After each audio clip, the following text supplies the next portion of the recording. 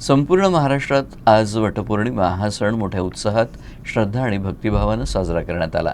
तिवसा तालुक्यातील तळेगाव ठाकूर इथल्या महिलांनी पारंपरिक वेशभूषेत सजून धजून वडाच्या झाडाची विधिवत पूजा करून पतीच्या दीर्घायुष्य, उत्तम आरोग्य आणि अखंड सौभाग्यासाठी प्रार्थना केली।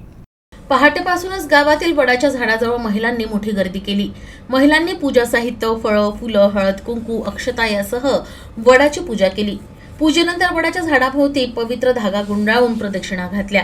त्यानंतर आरती करून एकमेकींची ओटी भरली आणि सौभाग्याचं प्रतीक म्हणून हळदी कुंकू लावून शुभेच्छा दिल्या। यावेळी अनेक महिलांनी दिवसभर उपवास करून वटपौर्णिमेचं व्रत पाळलं।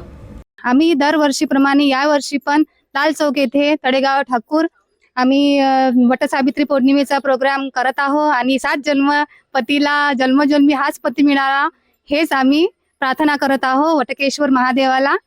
हीच देवाला प्रार्थना, आमच्या गावाला पण असं सुरक्षित ठेवा आणि जन्मोजन्मी आम्हाला याच गावी यावं असंच प्रार्थना करते। दरवर्षीप्रमाणे यावर्षी सुद्धा आम्ही सगळ्या महिला वटपौर्णिमेच्या दिवशी वटवृक्षाच्या इथे येऊन त्या वडाची पूजा करून सर्व महिला वडाची पूजा करून आपल्या पतीसाठी, आपल्या पतीच्या आयुसाठी इथे प्रार्थना करतात। आरती करून त्या वटाला धागा गुंडाळून त्या वटपौर्णिमेचं महत्त्व असं आहे की त्या वटपौर्णिमेला पतीच्या पूर्णलंबी वयासाठी म्हणजे आयुष्य वाढण्यासाठी ही पूजा केली जाते आणि दरवर्षीप्रमाणे यावर्षी सुद्धा आम्ही इथे येऊन ही पूजा करत आहोत। हिंदू धर्मात वटपौर्णिमेला विशेष धार्मिक महत्त्व आहे। या दिवशी सावित्रीने आपल्या पती सत्यवानाचे प्राण यमराजाकडून आपली निष्ठा, बुद्धिमत्ता आणि प्रतिव्रतेच्या सामर्थ्याने मिळवल्याची पौराणिक कथा सांगितली जाते।